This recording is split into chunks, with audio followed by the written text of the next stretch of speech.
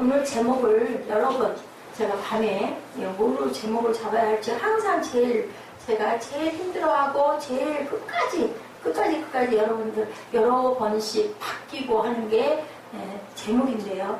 To praise the God, 하나님을 찬양합니다 라는 제목이라 그냥 calling 하다가 calling to God, 하나님의 부르심 말씀이 맞는지 모르겠습니다. 혹시 제가 번역한 게 잘못됐으면 여러분들 올리시면서 바꾸셔가지고 레이스 집사님께서 도와서 제 뜻은 하나님이 부르심을 받은 자들 이런 뜻으로 calling to God이라는 제목으로 에스라죠. 에스라가 애굽에서 엄청난 대접을 받고 있던 그러한 사람이었는데도 불구하고 어떻게 했어요?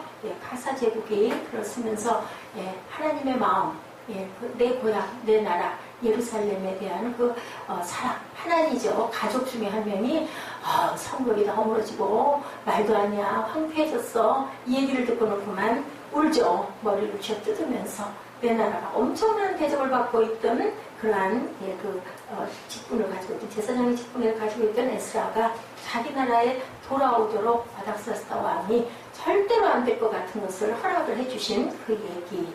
저희가 중간에 고린도전서를 조금 묵상하느라 또 다음 주는 아마 고린도전서가 나갈 겁니다. 왜냐하면 에스라에 있는 말씀이 고린도전서에 있는 말씀과 같이 가는 말씀이라서 제가 한 번 정도는 구약, 한 번 정도는 신약 이런 식으로 병행을 해서 가는데 다음 주는 우리 교회 창립 기념 예배가 있는 23일인데 토요일이 23일이더라고요. 5월 23일이. 그래서 주일을 24일로 여러분들 기억을 하시고 위에서 기도해 주시고 그때 뭐를 어떻게 해서 우리가 좀 더 기념을 할 수 있을까. 제 마음에는 글쎄요. 한 해 하나씩 나무를 하나씩 우리 성도들을 한 명씩 늘려서 조그만하게 기르는 게 가장 중요한데 만약에 안 된다 하더라도 식수를 좀 땅에다가 못 심지만 하는 건 어떨까 하는 마음도 옵니다. 그날은 떡도 좀 하고 주변에 계신 분들에게 나누는 여러분들 그 직장이나 이런 데 계신 분들 다는 못 나눠도 주일이라서 또 상가가 또 다들 쉬니까 어떻게 할 수가 없어요. 그날 제가 아침에 또 그걸 준비를 해서 일일이 이렇게 돌릴 수도 없고 그러면 그냥 주변에 계신 분들에게 떡을 좀 나눠드리고 우리 교회 6주년입니다. 축복해 주시고 기도해 주십시오 하고 그렇게 우리 자축하는 시간을 갖도록 하는 게 중요한 건 마음으로 하나님께 감사하는 마음들 가지시기 바랍니다. 본문 말씀 우리 함께 나누시면서 갑니다. 제가 한번 또 뜻을 조금 새기면서 한번 읽으면서 가죠. 건축자가 야훼 성전에 기초를 놓을 때 제사장들은 어떻게 했다고요? 예복을 입고 나팔을 들고 아삽 자손 레위 사람들은 재금을 들고 서서 이스라엘 왕 다윗의 규례대로 야훼를 찬송하되 중요한 건 다윗의 규례대로 아삽 자손은 뭐예요? 찬양하는 궁전 악대의 악장이에요. 아삽 자손이 그렇게 했다라고 나오고 있습니다. 역대상 6장 31절에 보충 자료가 있어서 봤습니다. 언약궤가 평안을 얻었을 때 다윗이 야훼 성전에서 찬송하는 직분을 맡긴 자들은 바레바와 같았더라. 거기에 아삽 자손이 나와 있습니다. 11절입니다. 찬양으로 화답하며 야훼께 감사하여 이르되 주는 지극히 선하심으로 그의 인자하심이 이스라엘에게 영원하시도다 하니 모든 백성이 야훼 성전 기초의 놓임을 보고 야훼를 찬송하며 큰 소리로 즐거이 부르며 예배의 가장 기초는 뭐다? 찬양이다라는 것을 여기 11절에 증거하고 있죠. 에스라 3장 13절에도 백성이 크게 외치는 소리가 멀리 들리므로 즐거이 부르는 소리와 통곡하는 소리가 백성들이 분간을 못했다라고 그렇게 여기에 증거하고 있습니다. 우리 곧 읽겠지만 12절입니다. 제사장들과 레위 사람들과 나이 많은 족장들은 첫 성전을 보았으므로 이제 이 성전의 기초가 놓임을 보고 대성 통곡하였으나 여러 사람은 기쁨으로 크게 함성을 지르니 여기 말씀의 깊은 뜻을 저희 잠깐 묵상합니다. 왜 대성 통곡을 했다고요? 첫 성전이 어딜까요? 예루살렘 성전 누가 지었어요? 솔로몬이 지을 때 엄청나게 화려하게 지었잖아요. 두 번째 짓는 성전은 아마 그보다는 훨씬 더 왜소했겠죠. 그러다 보니까 옛 생각이 나서 나이 든 사람들이 울었다. 첫 성전을 보았으므로 분명히 비교가 돼서 또 또 이제 절대로 지을 수 없을 줄 알았는데 이렇게 우리가 포로에서 이게 무슨 꿈인지 생신지 바사 그 고레스 왕이 하나님이 마음을 감동하셔서 이렇게 와서 이렇게 지을 수 있어 너무 감동해서 울었을 것 같습니다. 13절이죠. 백성이 크게 외치는 소리가 멀리 들림으로 즐거이 부르는 소리와 통곡하는 소리를 백성이 분간하지 못했다. 우는지 찬양을 하는지 알 수가 없었다라는 그런 뜻이죠. 추우신 분은 뒤에 꼭 끄셔도 됩니다. 저는 여기가 더워서 조정을 하는데 추우면 끄세요. 앞에 선풍기가 있어서 괜찮습니다. 리모컨은 찾았으니까 제가 추우면 끌 건데 여러분들은 아마 더 추울 거예요. 끄셔도 됩니다. 자, 오늘 제목 콜링. 왜요? 콜링을 했어요. 여러분들 콜링 받으셨습니까? 여러분들 콜링 받으셨습니까? 아멘. 아멘? 받으셨죠? 왜요? 이 자리에 나와 계신 거 콜링 받은 김정수 선생님 콜링 받으셨습니까? 네, 아멘. 네. 네, 현진님 콜링 받으셨으니까 이 자리에 나오신데요. 제가 그 윤영부 우리 아이들 예배, 운동이 예배, 세빈 예배로 이름 명칭을 바꿨는데 보니까 계속 1시간 반이죠. 1시간 반 내에 서 계시고 1시간 반 내에 조정하시고 움직이시고 어디치시고 하느라고 정말 피곤하실 것 같아요. 제가 보기에도 아이고 저거 힘들어서 어쩌나 싶은데 제가 지혜를 하나 드릴게요. 전날 준비할 걸 다 하세요. 그래서 그냥 넘길 것만 넘겨주시고 또 너무 힘들다. 나 이거 다 복사서 어떻게 하지 마세요. 왜냐하면 대예배 때 힘들어서 지치시면 은혜가 아니에요. 그래서 원래 섬기는 건 은혜 받은 사람들이 힘든지 모르고 막 섬겨요. 그리고 나중에 이제 육신이니까 막 피곤해 지쳐 나가 떨어지죠. 저녁에 대여섯 시쯤 끝나가지고 집에 들어가면 피곤해서 지쳐 떨어지지만 그 교회 생활 안에서 기쁨이 있고 교제가 있고 감사가 있어서 섬기는 거거든요. 근데 제가 뵙기에는 너무 힘드신 것 같아요. 그러니까 좀 줄이세요. 그리고 저한테 의뢰를 하세요. 이 부분들은 제가 너무 힘이 들어서 다 못하겠습니다. 그러면 그냥 우리 그냥 하죠. 뭐. 그리고 유년부 우리 그 율동이나 이런 것도 일일이 하라 하지 말고 애써쌤 직접 넘기면서 하세요. 그러면 그런 부분이 덜릴 것 같아요. 여기 시편 또 여기 본문 이거 하시는 거 힘드시면 전날 못 하시고 또 제가 늦게 드릴 때가 있어요. 부득이 할 때 급하게 못 하실 것 같으면 안 하셔도 괜찮아요. 그래야지 예배가 은혜가 있을까. 제가 오늘 보니까 너무 힘드신 것 같아. 무엇을 하시는지는 모르겠지만 계속 서서 계시면서 계속 치시더라고요. 보니까 뭘 그 단어 조사를 그때 하시는지 저는 그건 자세히 모르겠는데 이 말씀을 다른 자리에서 교제하면서 해야 되는데 시간들이 저희들이 너무 없어요. 밥 먹다 보면 잊어버리고 그래서 지금 예배 도중인데도 불구하고 말씀드리니까 제가 볼 때 빵긋빵긋 웃는 얼굴이 저는 더 좋거든요. 아무것도 못하셔도 괜찮아요. 그렇게 해주시기 바라고 에스더 집사님이 옆에서 잘 그 부분을 섬겨서 힘이 들지 않도록 할 수 있는 분량만 할 수 있도록 하셔서 제가 마음이 좀 덜 불편하게 부탁을 드립니다. 전날하세요. 헌금봉투 내외가 전날 쓰시면 어떨까? 그죠? 조금 피곤하시겠지만 헌금봉투 5분, 10분이면 되니까 준비를 다 하세요. 그래서 탁탁탁 내놓고 그냥 하면 예배만 밝게 드리고 뭐 좀 넘길 거 있으면 그것만 좀 넘겨주시면 되지 않을까 저는 그런 마음이 듭니다. 그리고 저기 할 때는 사무엘을 좀 막 부리세요. 부리고 시키세요. 제가 그거 가지고는 뭐라고 안 할게요. 자, 이렇게 우리가 소명들을 다 받으셨어요.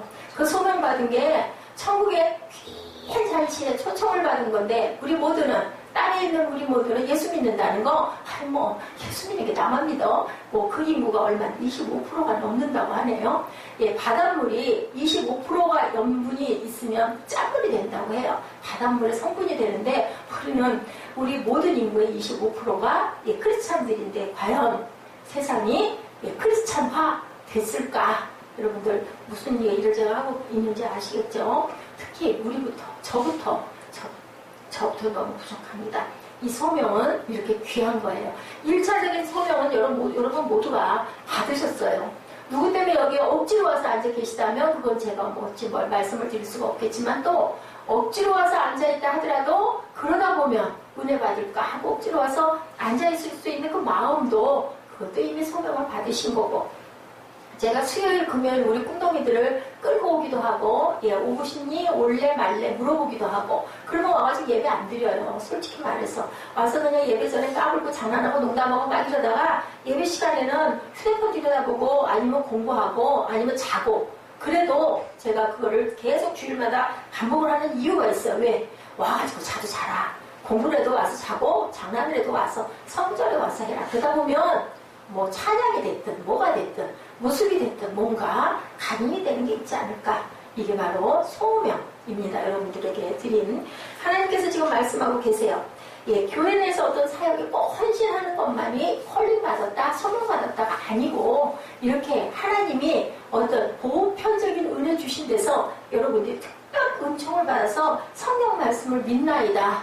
예, 하나님이 세상을 이처럼 사랑하사 일성아 독생자를 주셨사니 그를 믿는 자마다 멸망치 않고 어떻게 한다? 영생을 얻게 하려 합니다. 예, 우리가 예배 때, 제가 금요 예배 때 말씀드렸는데 우리 시청자는 알 것 같아. 하늘에 매달린 그 이스라엘 출애굽 백성에게 무슨 뱀을 바라보라고 그랬죠? 혹시 알아요? 색깔? 무슨 뱀? 응? 불뱀 주셔서 불리니까 뭐 바라봐? 그러면 나 알 수 있어. 자, 녹색, 그지? 녹뱀을 바라봐라. 그게 누구라고요? 사무엘? 그게 바로 누구다? 대비하면 누구를 얘기한다? 삶을 생각하면 예수 그리스도. 그 얘기를 제가 지난번에 나눴던 것 같아요. 그래서 믿는 자마다 영생을 주시기 위해서 불렀어요. 희정이도 부르고 희정이 어머니도 부르고 우리 이정현 선생님도 부르고 우리 이정현 선생님의 가족은 또 외가족도 전부 다 목회를 하시는 목사님들. 이상한 건 한 사람이 목사님이 나오면 그 가정은요 대대로 계속 목사님들이 나와요. 형제 자매도 되게 목사님 아니면 뭐에 대해 사모님이 되세요. 대개는. 그죠? 그거 왜 그럴까요? 하나님의 은혜에 감사하기 때문에 그런 거죠. 네, 여러분도 추우실 것 같아요. 내가 추운 거 보니까.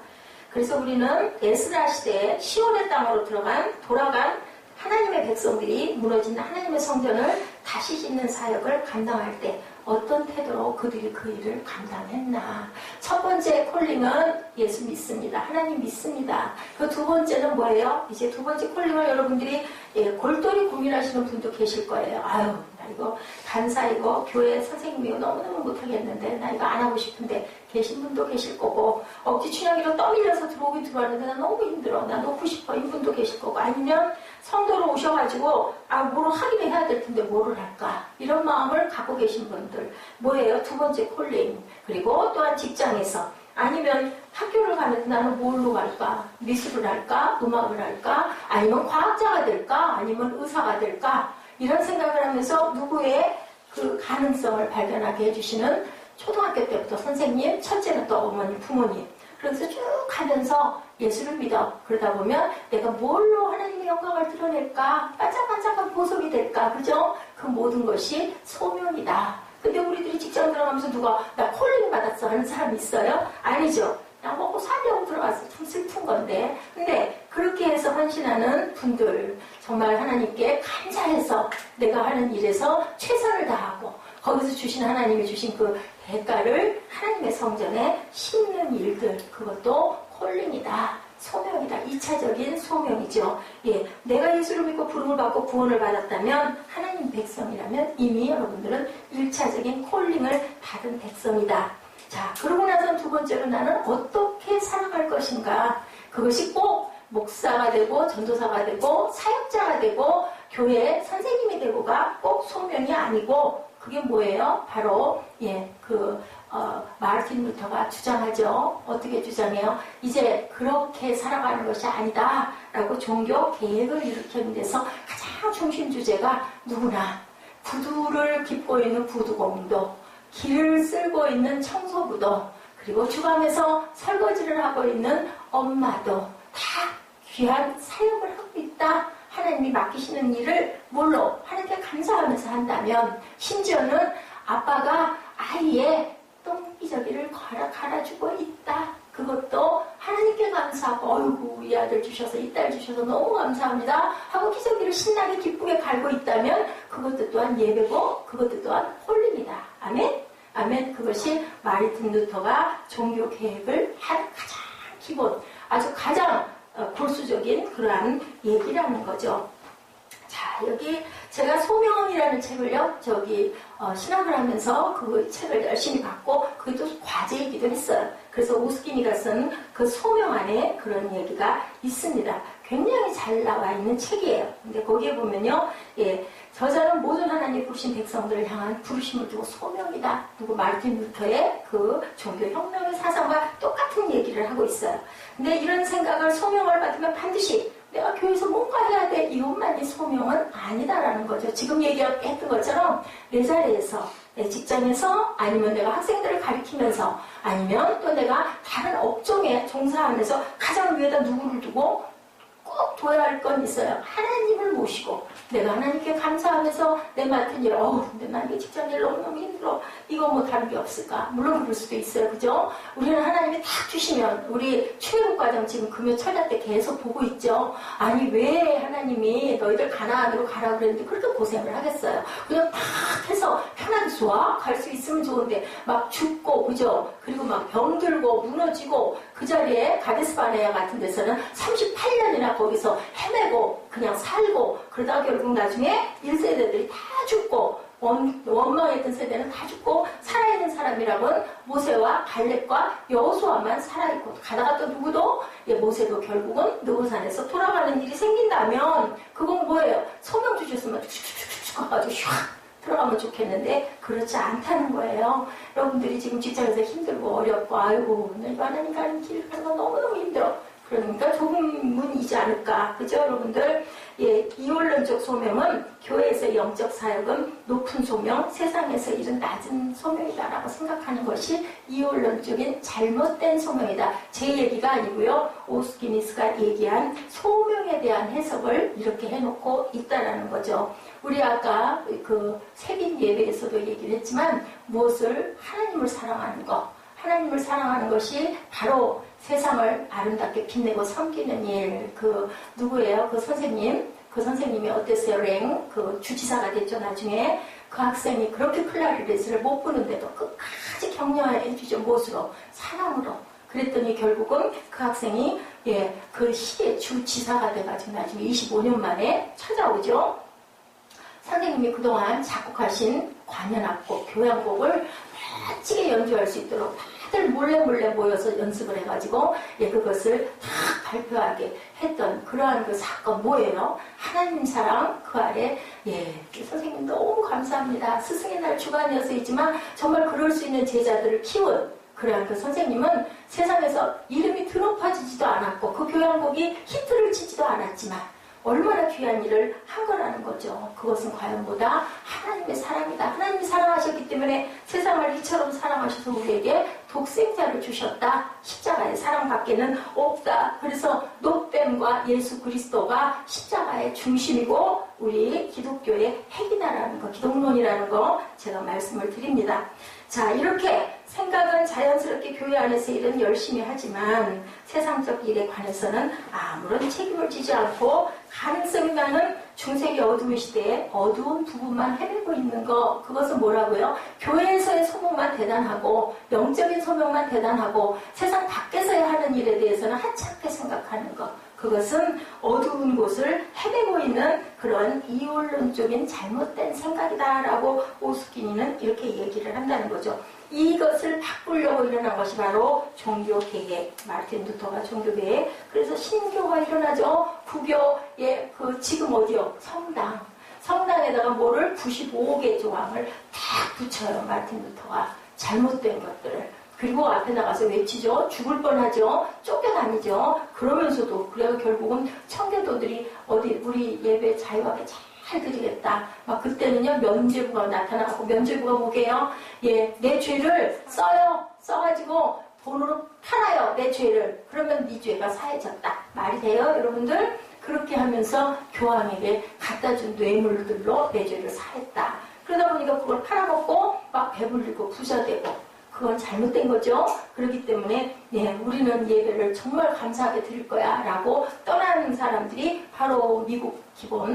그래서 뭐가 일어나요? 거기 가서 무인도에, 인도항을 찾아간다고 간 게 그냥 무인도에 들어가가지고 거기서 농사를 짓고 140몇 명이 갔죠. 나머지 27명만 남죠, 결국은. 그래서 인디언들이 도와줘서 옥수수 농사 지어서 첫 열매를 하나님께 드리고, 그 사람들이 처음으로 지은 게 뭐였어요? 교회 먼저 짓죠. 두 번째 학교 짓죠. 세 번째 집을 짓죠. 그래서 그렇게 많이 죽죠. 얼어 죽고 굶어 죽고 병으로 죽고 남은 20여 명이 예배를 드린 게 바로 뭐예요? 추수감사절이 됐다라는 거죠.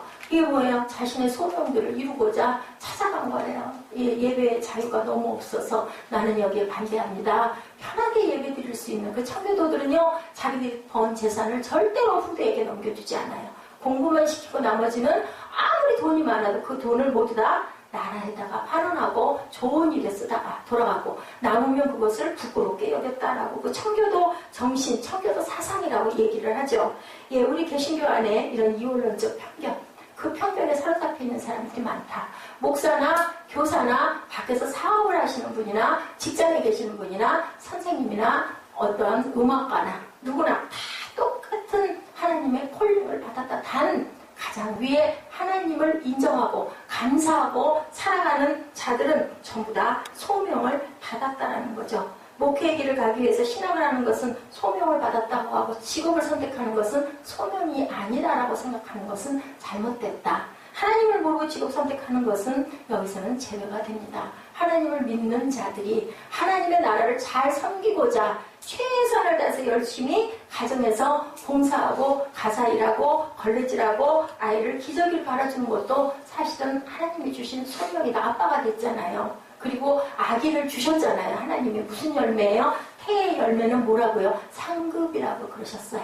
하나님이 축복하지 않으시면 아이도 낳아서 키울 수가 없다. 그렇기 때문에 사무엘을 주신 하나님이 축복을 하신 거죠. 사무엘 맞아요? 응? 그래서 사무엘은 잘 자라고 있어요. 이번에 시험을 아주 잘 봤다고 합니다. 아주 악한 직업 있죠. 세상에 아주 악이 되는 직업. 그 직업만 빼놓고 하나님을 사랑하는 자들에게 주시는 직업은 구두를 고치는 일이든 새벽에 땅을 쓰는 일이든 그저 어떤 청소부가 그랬대죠. 막 땅을 쓸면서 더럽잖아요. 새벽에 막 토한 것도 있고 별 더러운 게 다 있죠. 막 욕을 했대죠. 그랬더니 루터킹 목사님이 마침 그 길을 지나가다가 아마 새벽기도 인도를 하러 가셨는지 그러다가 그 사람이 뭐 욕하는 소리를 물끄러미 바라보다가 불렀대죠. 청년하고 부르니까 왜요? 하고 쳐다봤겠죠. 자네가 지구의 한쪽 끝모퉁이를 쓰는 일을 하나님이 시키셨다고는 생각해보지 않았나. 그 얘기를 들었을 때 어땠을까요? 마음에 찔림이 없었을까요? 예, 귀한 소명을 주셨네 라고 얘기를 했던 유명한 일화가 제가 생각이 납니다.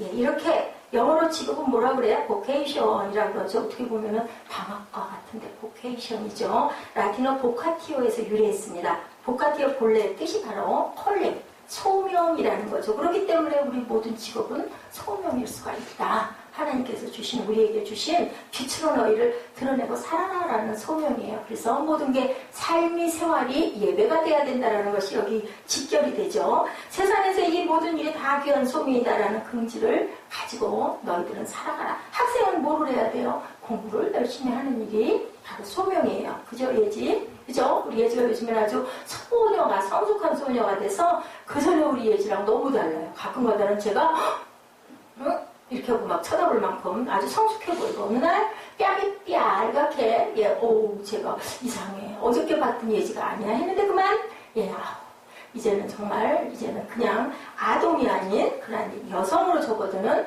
그 어떤 표정을 봤다고 그래서 제가 마음속으로요. 저는 하나님께 감사했어요. 하나님이 이런 것도 저에게 보여주시네요. 입으로 말은 드러내지 않았지만 정말 이상하고 달랐거든요. 그랬더니 딱 그러한 흔적이 딱 보이더라고요.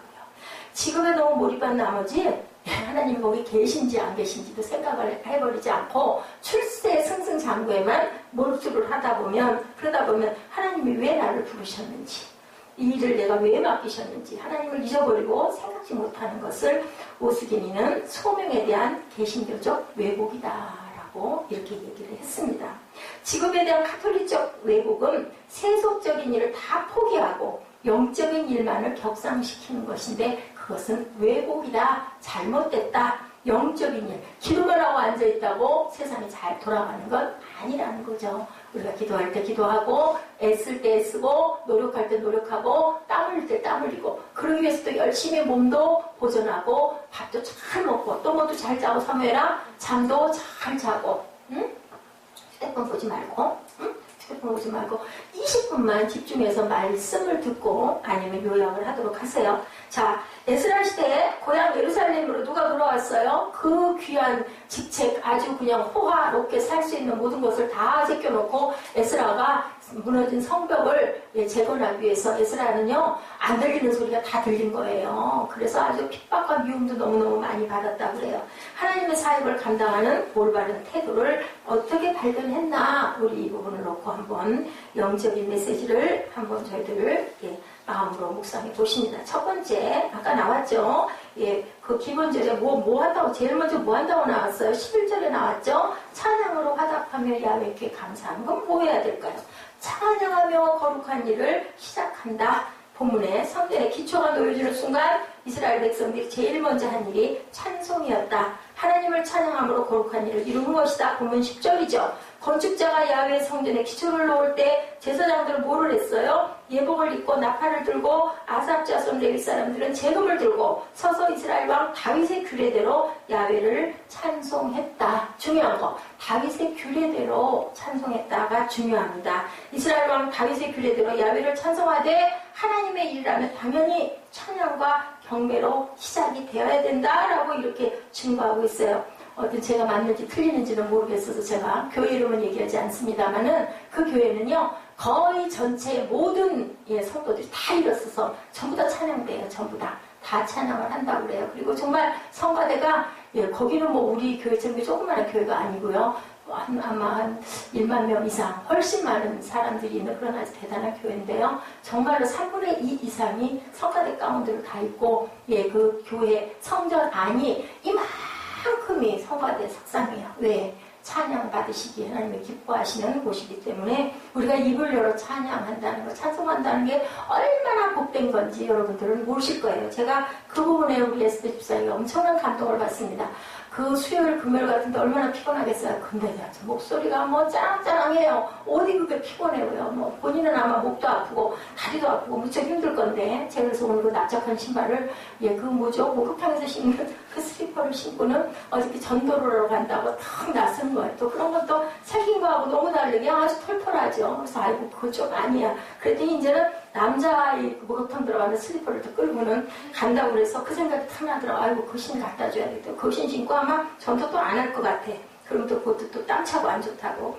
이렇게 이 모든 것들이 뭘까? 하나님께서 나에게 맡겨주신 소명, 사명인데 뭘로? 가장 먼저 찬양으로, 귀한 모본이 되고 귀로가 되는 전통, 그것이 바로 찬양과 경배가 어디에서부터? 다윗 시절에부터 모본이 되어서 내려왔다.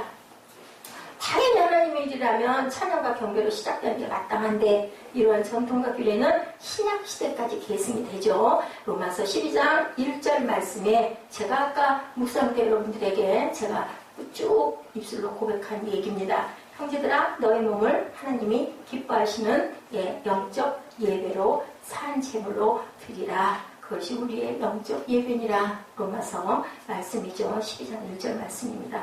하나님께 드린다는 것, 섬긴다는 것, 우리 자신을 먼저 드리는 것, 우리의 헌신, 그것이 바로 예배로 시작인데, 예배의 가장 앞에는 찬양과 경배로 시작이 돼야 되며, 그 찬양과 경배를 하는 자들이 하나님이 기름을 부어주신다. 그래서 우리가 이렇게 예배할 때, 찬양할 때 그냥 소리로 찬양하지 말고 마음으로 가사를 잘, 여러분들 쭉 저희들 그 예배 때마다 제가 말씀드리죠. 그 가사를 지은 사람들이 얼마나 영에 감동돼서, 작곡을 한 사람들이 얼마나 영에 감동돼서 작곡을 하고 작사를 했는지 제가 여러분들에게 드렸어요. 그렇기 때문에 이건 정말 곡조가 있는 기도인데 영으로 하는 찬양이 되어야 된다. 입술로만 하지 말라는 거죠. 너무 능력이 있는 소프라노도 있고 엘토도 있고 많아요. 우리 그 교회에서 드리는, 하나님께 드리는 찬양과 경배가 그 음악적으로는 그만 못할 수도 있어요. 그렇지만요, 하나님의 마음에 감동돼서 하는 찬양은요, 마음의 울림과 감동이 분명히 있습니다.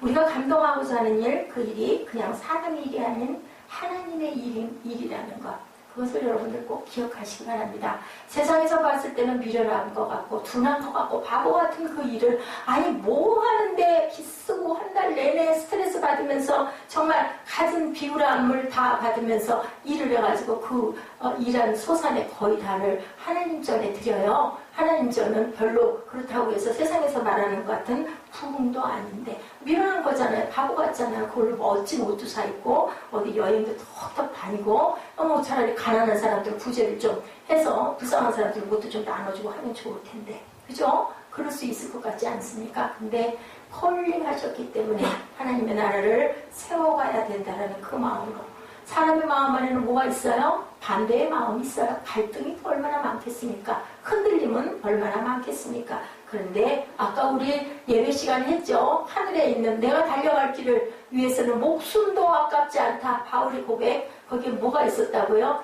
의의 면류관 뭐라 그래요? righteousness라고 하죠. 그 면류관이 예비되어 있기 때문임을 알기 때문에 그것은 아무나 볼 수 있는 게 아니라는 거죠. 영적인 메시지는 아무나 들을 수 있는 게 아니다. 성령은 아무나 알 수 있는 게 아니다. 아무래도 알 수가 없어. 공부를 아무리 많이 해도 지식을 아무리 많이 쌓았는데도 도대체 뭔 말을 하는 건지 왜 내가 여기 앉아있는지 몰라. 그건 뭐예요? 영적인 귀가 막혔기 때문이라는 것을 여러분들이 생각하시기 바랍니다. 길을 가던 신사 한 분이 중세기 성당을 짓는 공사장을 지나가다가 당신들 뭐 하시오? 하고 물어봤어요. 첫 번째 그 석공이 법은 몰라요? 돈 벌고 있어? 라고 얘기를 했다고 합니다. 두 번째 사람이 아예 집을 짓고 있습니다. 세 번째 사람 하나님의 집을 짓고 있죠. 라고 얘기를 했다고 합니다. 하나님의 집을 짓고 있습니다. 라고 얘기하는 거룩한 저와 여러분 되시기를 주님의 이름으로 축복합니다. 똑같은 일을 합니다. 그런데 돈 벌고 있어? 뭐하여? 보면 몰라 일하고 있지. 그런데 집 짓는다 라고 하는 사람 그리고 하나님의 집을 짓는다. 내가 어떤 일을 하면서 마음에 하나님을 향한 찬양이 사라지고 예배의 마음이 사라지고 아무런 감동이 없고 감사가 없다. 그러면 내가 뭔가 잘못됐구나. 내 귀가 지금 막혔구나. 그 일보다 찬양과 경배를 여러분들 먼저 회복해야 되겠다라는 마음을 가지셔야 된다라는 거. 이게 바로 중심입니다. 그 다음에 일은 비로소 의미를 가질 수 있다. 먼저 하나님께 감사하고 예배하고 찬양하고 그 마음이 아닐 때는 어떻게 해야 될까요? 내 마음에 아무 마음도 안 들고 난 너무나 이렇게 힘들어 죽겠는데 무슨 찬양이 어디 나와? 감사가 어디 나와? 예배가 어디 나와? 뭐 달라고 그래야 될까? 하나님 그 마음 주시옵소서 하고 우리가 구해야 되죠. 그리고 입을 떼서 여러분들 해보세요. 화가 잔뜩 났는데 시험이 잔뜩 들었는데 찬양 절대 안 나와요. 그게 저도 안 되더라고요. 그게. 근데요. 그 좋은 거 뭐냐면요. 이 반주기라도 이렇게 은은한 이 찬양이 이렇게 울리면요. 나도 모르게 가슴에서 눈물이 나면서 가슴이 열려요. 그러면 내 입술로 한번 이렇게 해보는 거야, 소리를.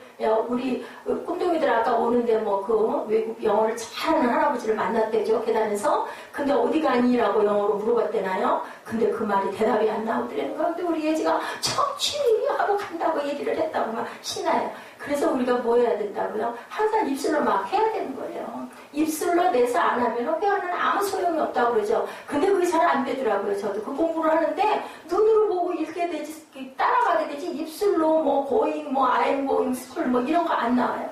해야 된다라는 거. 찬양도 입술로 내서 증거하고 할 줄 알아야 된다. 이 모든 것들을 감사함으로 감당해야 된다. 찬양 드리고 감사해야 된다. 에스라 때 이스라엘 백성들이 성전 건축의 사역을 감당하면서 두 번째 한 일 뭐였어요? 우리 본문에 보니까 짧은 본문이라 여러분들 아시죠? 감사했다라고 이렇게 나와 있습니다. 11절입니다. 시작. 찬양으로 화답하며 야훼께 감사하여 이르되 주는 지극히 선하심으로 그의 인자하심이 이스라엘에게 영원하시도다 하니 모든 백성이 야훼의 성전 기초가 놓임을 보고 야훼를 찬송하며 큰 소리로 즐거이 부르며 핵심 키워드 야훼께 감사하며 이르되라고 여기 중심에 나와 있죠. 이스라엘 백성들은 성전에 기초를 놓으면서 하나님을 첫 번째 찬양했고 두 번째로 감사했다. 지금까지 끊임없이 불순종과 반역으로 인하여 70년의 포로 생활을 하게끔 하나님께서 다 블레셋 나라를 붙여가지고 그냥 나라를 확 망해버렸어요. 성전도 다 무너뜨려버리고 아무것도 없게 만들고 이스라엘에 남아있는 자들은 아주 바보, 약한, 여성, 쓸모없는 사람들, 일도 할 수 없는 사람들만 남겨놓고 나머지는 모두 다 어디로 끌고 갔어요? 바벨론으로 다 끌려갔어요. 그래서 거기서 포로가 돼버렸죠. 그런데 그냥 70년 만에 하나님은 절대로 하나님의 자녀는 하나님의 백성은 버리지 않는다라는 걸. 아브라함에게 말씀하셨잖아요. 내 민족을 창대하게 해주겠다. 그 민족을 그렇게 그냥 죽이지는 않는다. 지금도 이스라엘은 건재하게 남아있죠. 430년 동안 왕이 없었는데도 나라가 유지되고 쓸 수 있게 한 거 그냥 일어나는 일이 아니에요. 우리나라 제가 말씀 전에도 드렸지만 유관순 열사 같은 그런 여성이 3.1절 독립운동을 함으로 인하여서 외국에 있는 많은 나라들이 민족 재창주의를 했던 윌슨을 통해서 많은 선교사들이 제가 지난번에 절두산 순교선 성지에 가보고 양화진도 가보고 왔지만 그 많은 피들이 전부 외국의 해외에다가 그 편지들을 쓴 거예요. 여기 코리아라는 작은 나라, 이 나라 도와줘야 된다. 그러니까요, 선교사들이 들어와서 우리나라 예수 그리스도 복음이 증거되면서 한글도 이렇게 발달되지 않았는데 번역을 한 거예요. 무엇으로? 성경을 알아야 되고 봐야 되니까 언문이라고 하죠. 언문, 한글로 번역을 하는 바람에 그렇게 우리 한글이 정말 잘 이렇게 모양을 갖추게 됐다라고 거기 쭉 나와 있더라고요. 이렇게 하나님께서는 분명히 때가 참에 바로는 아니지만 우리는 알 수 없지만 어땠어요? 아브라함도 내가 네 후손으로 아들을 삼을 거야 했는데 그냥 75세 때 말씀하신 그 말씀을 25년이나 늦게 우리 다 명자는 사람은 돌아가고 날 때쯤 돼서 절대 죽이시지 않죠. 그것을 이룰 때까지. 그러시고도 또 뭐 하셨어요? 시험하셨잖아요. 네 이상 내게 줘. 바쳐 했죠. 그때 뭐라 그랬어요? 아브라함 두 말 안 했죠? 등짐 지고 불 뗄고 그리고 탁 옆에 이삭 데리고 모리아산 올라갔죠. 그죠? 그리고 칼로 눕히고 찌빌러 가는 그 아들도 이상하죠. 나이가 한 18살 됐을 텐데 그 묶여갖고 들어누워 있는 아들은 또 뭐예요? 아버지 밀쳐버릴 수도 있는 나 죽이려고 한다고. 지금 같으면 말도 안 되죠. 근데도 그냥 찌르는데 그냥 뒤에서 그냥 멈춰. 양이 준비되어 있다는 거죠. 하나님께서는 예비하신다는 거. 여러분들 영적인 음성을 듣도록 노력하시기 바랍니다. 포로 생활, 노예 생활과 성전 무너짐의 이유가 바로 이런 것들이었는데 하나님께서 선하시고 인자하신 하나님 앞에 이제는 감사로 성전을 다시 세워주시고 얼마나 감사한가. 우리가 정말 황폐했어요. 그거 오고 싶지 않았을 거예요. 바벨론에서. 그런데도 돌아온 그 세대들, 돌아온 그 인구들 다 오지 않았어요. 얼마 안 되는 숫자 10,000명밖에 안 되죠. 근데 거기 제일 많은 사람들이 레위지파와 제사장들 그리고 악기 연주자들이 많이 왔다라고 나오죠. 보면은 에스라스에 쭉 나옵니다. 이렇게 이제는 감사함으로 이제는 우리가 고백하고 회개하고 찬양하고 감사하고 새 일을 이제 시작하겠습니다 라고 고백합니다. 하나님의 백성들이 하나님의 일은 언제나 감사함으로 감당을 해야 된다. 우리가 제가 아까도 잠깐 말씀드렸지만 감사하지 않으면 차라리 안 하시는 게 나은 거죠. 왜냐하면 그걸로 인해 더 힘들고 오히려 더 늦게 갈 수가 있기 때문에 내가 은혜를 늦게 받을 수 있기 때문에 저는 늘 그게 염려가 돼요. 우리 교회에 그 봉사할 수 있는 인원이 없어요. 특히나 남자 우리 전도사님이 안 계시다 보니까 여성 회장님으로는 다 할 수가 없다 보니까 그냥 정말 우리 교회는 누가 오든지 안 도울 수가 없는 입장이에요. 그러니까 안 할 수가 없어서인 거는 제가 충분히 알겠지만 그럼으로 인하여 하나님의 은총을 온전하게 못 받으면 어떡하나. 그게 제일 제가 가슴이 아픕니다. 다시 주시는 은총의 기회 감사할 수밖에 없다라는 거죠. 하나님께서는 끝까지 우리를 붙들고 계시다. 그래서 말씀에 있죠. 아주 엎드러지지 않게 한다. 갈라디아서 6장 9절이죠. 우리에게 다시 한번 기회를 주시는 은총의 기회. 그 이스라엘 백성들에게 70년 만에 다시 찾아주시죠. 나라와 성전을 왜 주셔요? 기도하라고, 예배하라고. 제일 먼저 성전을, 청교도들이 제일 먼저 지은 게 뭐라고요? 교회를 제일 먼저 지었다. 우리 지난주 어린이날, 어버이 주간, 지금 또 이번 주간, 스승의 주간, 엊그제 지나갔지만, 우리는 항상, 요즘에는 참 좋더라고요. 주민센터 가면요, 무조건 그 호칭이 선생님이에요. 나보다 나이가 많으면 먼저 낳기 때문에 먼저 선이죠. 먼저 선, 날생. 그래서 선생님, 옛날에는 그러지 않았어요. 선생님은 막 존경하는 사람인 경우에 선생님이라고 했는데 요즘에는요, 그냥 일반으로 두고 쓰는 게 선생님 하고 얘기를 합니다. 참 좋은 호칭이라는 생각이 들어요. 그러면 뭐, 나는 나이가 어린데 선생님이래. 어린 사람한테는 그러지 않더라고요. 내가 보니까. 기회가 언제나 오는 게 아니죠. 부모님이 살아계실 때, 또 스승을 만날 수 있을 때, 내가 감사할 수 있는 사람들에게 꼭 나의 학교 선생님이 아니어도 학교 은사가 아니어도 우리가 항상 감사하는 마음을 가지고 또 뭐 해야 될까? 표현할 줄 알아야 된다. 꽃은 못 따라드릴 때도 전화라도 한 통. 요즘은 카톡도 뭐 일반화됐어요. 카톡으로 가면 카톡으로 와야지. 카톡 왔는데 전화 오는 건 잘못된 거래요. 무식한 거래요.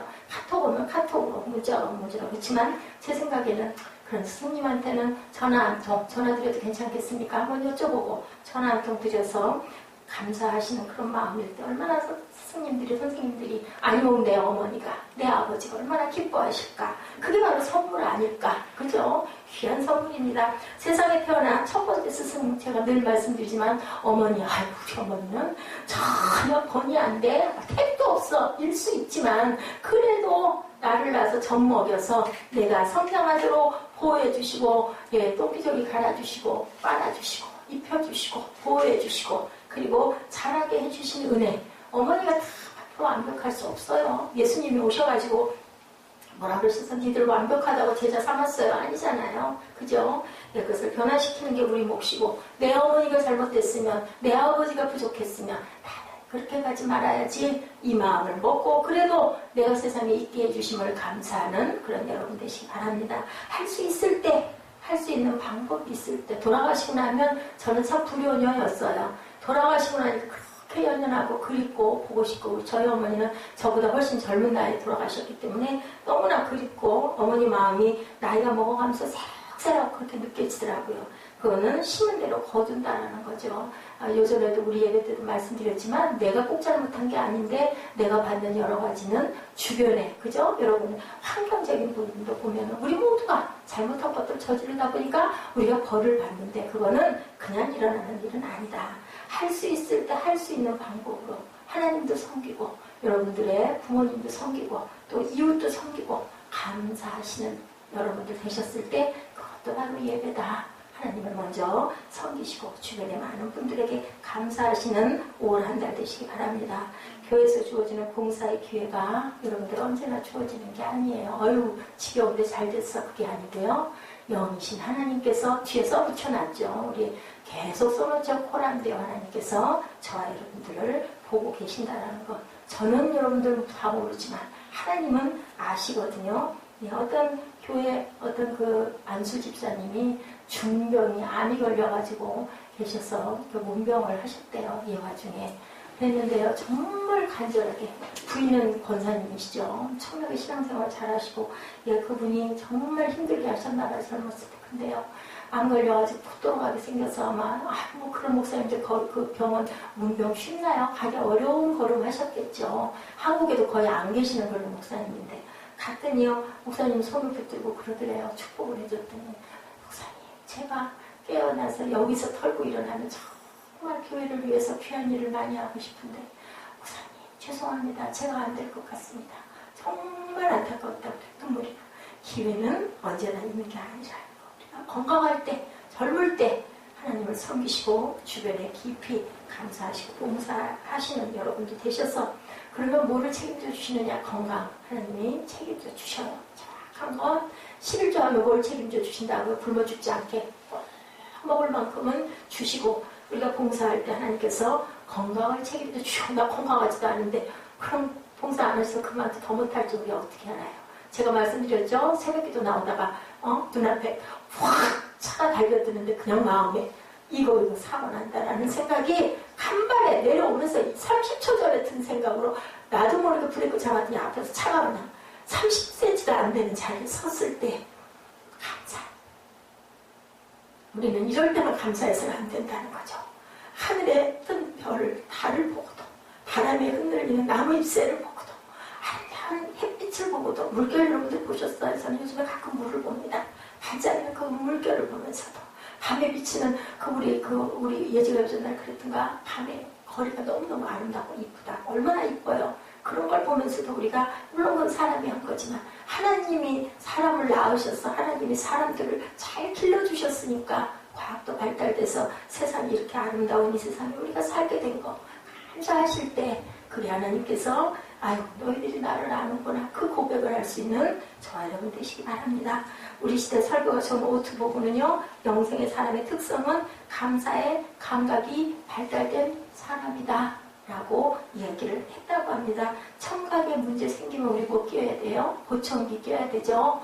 그 노인들은 특히 집에 가고 막 TV를 막 소리를 있는 대로 틀어놓잖아요. 저는 그 부분 듣다 보니 어머나 나는 귀가 정말 잘 들리네. 감사해야 되겠네. 제 나이보다 더 젊은 분들도 귀가 안 들려서 우리 신학교 때 보면요. 몰랐어요. 나중에 알고 보니까요. 수백만 원짜리 보청기를 귀에다가 꽂고 있대요. 아무것도 안 들리는데 소리가. 어떤 귀한 목사님 사모님은요.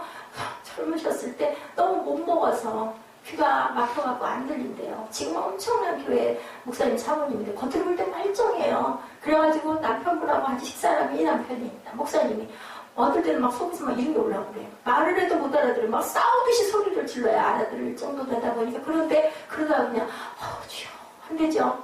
내가 내 아내를 잘 영양 섭취를 못 시켜서 질병에 걸려서 귀가 안 들리는 것. 내가 또 안 아팠습니다. 우리 마음이 이렇다라는 거죠. 큰 소리가 아니면 듣지 못하는 거. 제가 말씀드렸듯이 누가 알았겠어요. 새벽에 거기서 만약에 부딪혔으면 어떻게 됐을까요? 새벽 예배 인도 못했겠죠. 인도 못한다고 오히려 더 편하다 할 수도 있겠지만 하나님의 은혜죠. 너 지키러 가지. 내가 너 지켜준다. 내가 하나님을 지킬 때 하나님께서는 꼭 우리를 지켜주신다는 거 잊지 마시기 바랍니다. 저는 여기 와가지고 제가 요즘에 휴대폰을 잘 못 써요. 새로 사가지고 제일 첫 번째로 그 펜을 써가지고 거기다 노트를 했어요. 하나님은 감사한다. 하나님께 영광 돌립니다. 그걸 제가 또 언제 또 볼 수 있을지는 모르지만 이런 감사. 그렇지 않더라도 일상에서도 여러분들 감사하시기 바랍니다. 그래서 신학생들은 계단을 뛰어오르면서 입술로 그래요. 감사. 뭘 저렇게 중얼거리라고 들어보면요. 학생들이 막 뛰면서 계단 뛰어, 애들 다 못 타요. 저는 많이 타고 다녔지만, 질병이 있지 않는 나는 절대로 애들 타면 안 돼요. 5층 꼭대기까지 막 뛰면서 감사. 얼마나 바빠. 직장 생활하고 저는 야간을 다녔기 때문에 아이들 있고 남편 있고 막 그런데도 밤중에 9시, 10시, 11시까지 또 밤중에 가서 성령불 기도해야죠. 어떻게 그 신학교를 제가 마쳤는지 정말 지금 같으면 못할 것 같아요. 내가 뭘 받아도 감동이 없고 불만이 쌓이는 거, 뭐가 감사 영성이 내가 죽었다. 깨야 되겠다. 뭐 먼저 해요? 찬양 먼저 해야 돼. 찬양 먼저. 그러다 보면 찬양의 가사 속에서라도 내가 감사할 수 있다. 내가 이정현 자매 하도 피아노 치게 돼서 앞으로는 1절. 사실은 오늘 우리 여기 이거 찬양하는 우리 세비싱어에도 안 세우려고 그랬어.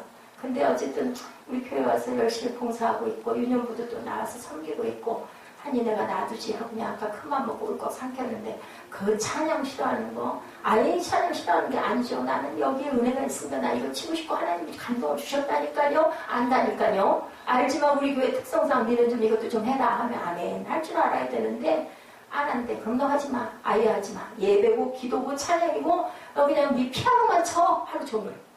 그렇게 제가 오죽하면 하도 여러 번 얘기를 했는데 거듭거듭 말을 해서 제가 조금 마음에서 혈기가 조금 일어났습니다. 가장 작은 것에도 감사하는 마음, 감각이 발달된 저와 여러분 되시기 바랍니다. 사람들의 미소 속에서도 우리가 감사하고 웃는 모습 보면 우리 어때 기쁘잖아요. 웃는 모습 보면 애기들 웃는 거 얼마나 해맑고 이뻐요. 참 이뻐요. 저는 저 갈수록 이쁘더라고요. 화가 로제티가 얘기합니다. 무신론자에게 최악의 순간이 있다면 마음속에서 갑자기 감사가 솟아일어나는 것이 무신론자에게 최악의 시간이라고 합니다. 그런데 어디다가 감사하냐고. 어디다가. 감사할 힘이 없는데 무신론자. 사람에게 감사할까요? 예, 사람에게라도 감사하면 낫겠죠. 작가 체스터티는요. 우리 아이들은 성탄절 아침에 일어나 양말 속에 들어있는 사탕을 보고 기뻐하고 감사하는데 그 양말에 두 발을 넣고 걸어 다니는 우리가 감사를 모른다면 되겠는가 이렇게 얘기를 했다고 합니다. 아이들 그죠? 성탄절에 엄마들이 이렇게 방울 위에다가 양말을 놔두면 거기다가 사탕을 넣어놓으면 아이들이 자고 일어나가지고 사탕 있는 거 보고 진짜 막 기뻐하고 감사하고 해요. 그런데 우리는 그 양말에다가 다리를 넣고 다닌다는 거예요. 그러면서도 감사를 모른다면 되겠는가라는 거죠. 우리가 할 수 있을 때 할 수 있는 방법으로 감사하시기 바랍니다.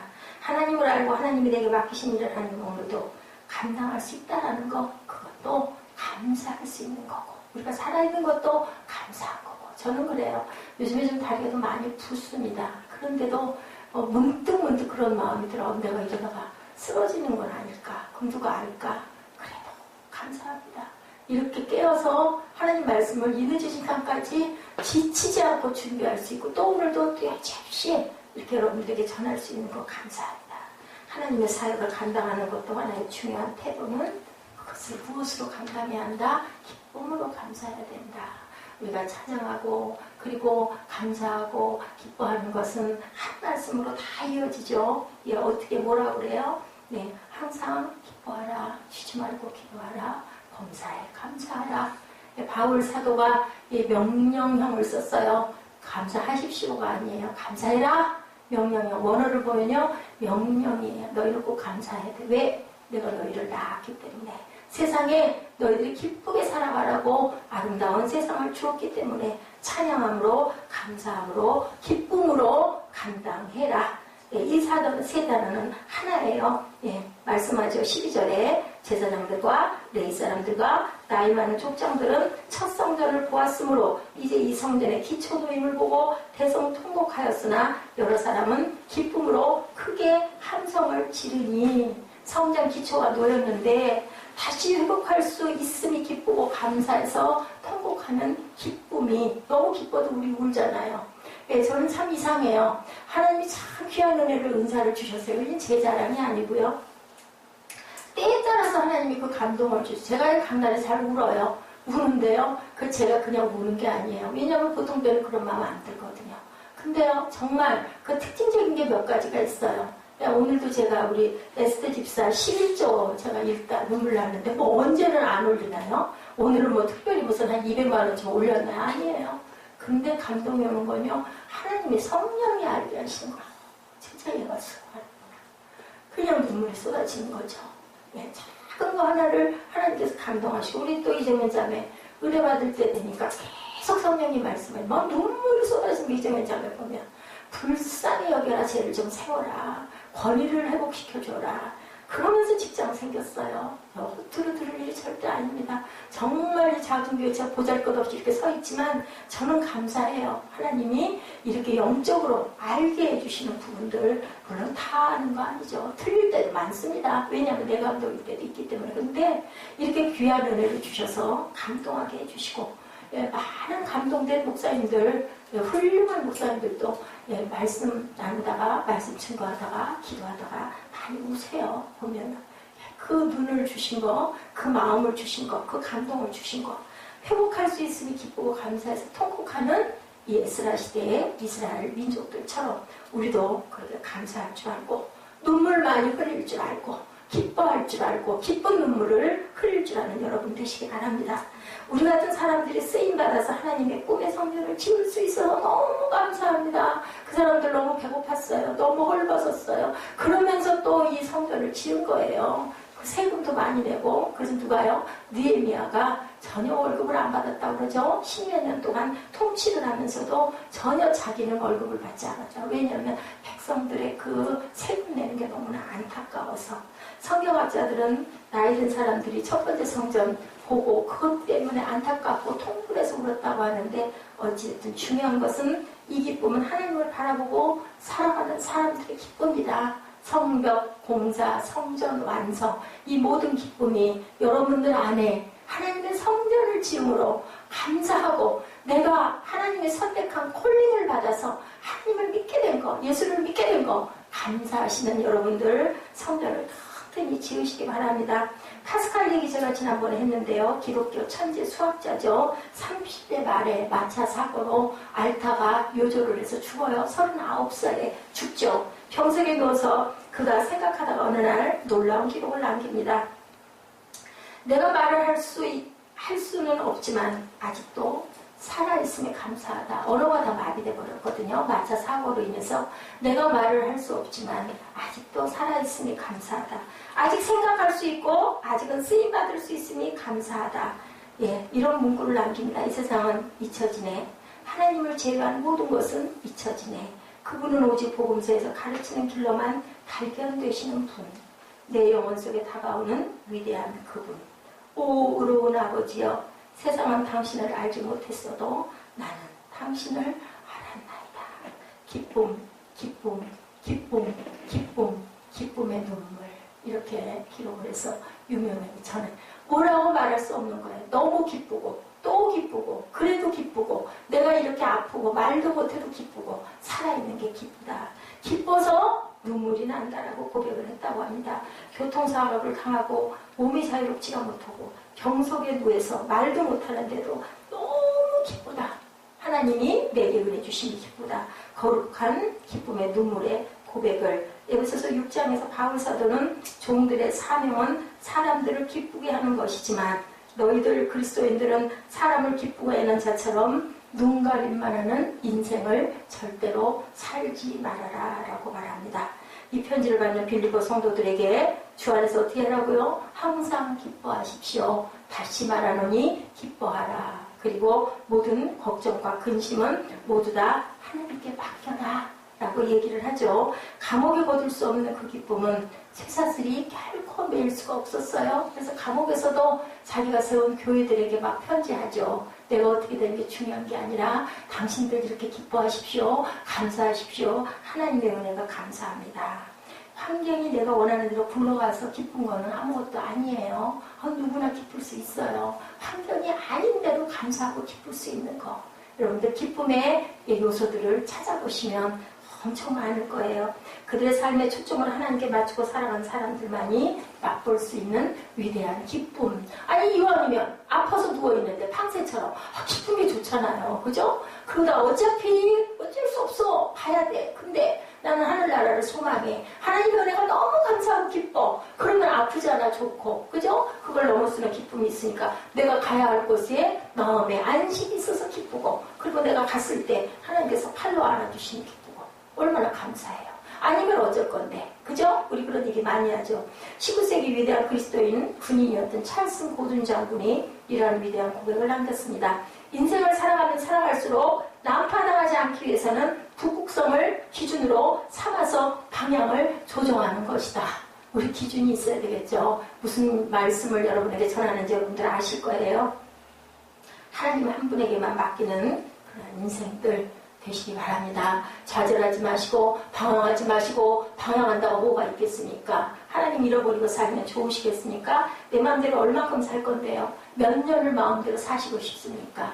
하나님께 쌓는 좁은 길 감사함으로 기쁨으로 그게 바로 코람데오 그분 하나님 한 분만을 바라보고 살아가는 유일한 길이라는 것. 예, 인생의 최고의 청중 내 인생의 유일한 청중에게 시선을 맞추는 사람의 삶의 고백 나를 향하신 그분에게 눈길을 맞추고 살아갈 수 있다면 여러분들 아무 걱정하실 필요가 없어요. 왜냐하면 내 백성들에게는 이스라엘 민족처럼 절대로 버리지 않는다는 것. 머리에서 발끝까지 소음 어거스틴이 항상 이렇게 얘기했대요. 머리에서 발끝까지 할렐루야. 머리에서 발끝까지 할렐루야. 그 사람은 인사가 그거고 입술로 고백이 들리고 해요. 머리에서 발끝까지 할렐루야. 할렐루야. 할렐루야가 뭐예요? 하나님 영광이에요. 하나님 영광. 그죠? 우리의 존재가 하나님을 찬양하고 하나님께 감사하고 하나님께 기쁨이 되기 위해서 존재하는 것. 그것이 바로 크리스찬. 바로 누구? 저와 여러분이신 줄로 믿습니다. 예, 세바찬 바하가 악보 여백의 SDG 제가 금요일에 말씀드린 것 같아요. 우리 주보에 있죠. 솔라데 글로리아 솔라데오 글로리아 뭐예요? 하나님께 영광, 어린이 함께 영광. 악보 여백마다 하나님께 영광 SEG를 썼다고 합니다. 우리 모두에 맡겨진 기쁨의 사역 그 감당할 때 그것을 감사로 기쁨으로 또한 우리가 찬양으로 채워지고 우리 사역의 마당에 이렇게 했을 때 우리 일상이 얼마나 달라질지. 체코의 위대한 작곡가 드보르작은요 새 곡 쓸 때마다 그 곡 맨 위에다 하나님과 함께 끝나면 하나님께 감사할지어다 이렇게 했대요.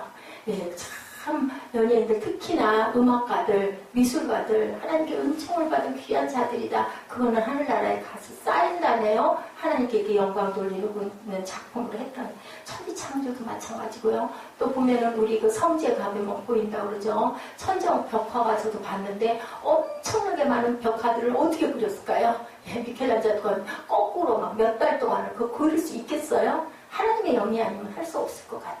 그런데도 그게 부족해가지고 늘 그걸 바라보면서 마음에 통했다라는 것. 영광 돌리고 싶은데. 그래서 제가 유효진 자매 그 그 작곡, 작사했던 것을 그 감동을 제가 알아요. 왜냐하면 제가 그런 그 경우를 많이 느꼈기 때문에 너무 감사한 거죠. 그런 영을 가지고 태어날 수 있는 거 물론 많이 부족하지만 그렇지만 하나님께서 또한 그것도 깨닫고 알게 해주시지 않을까라는 그런 생각을 제가 해봅니다. 예배 때마다 우리들이 하나님께 산 제물이 되시기를 주님의 이름으로 축복합니다. 우리 결단하시겠습니다.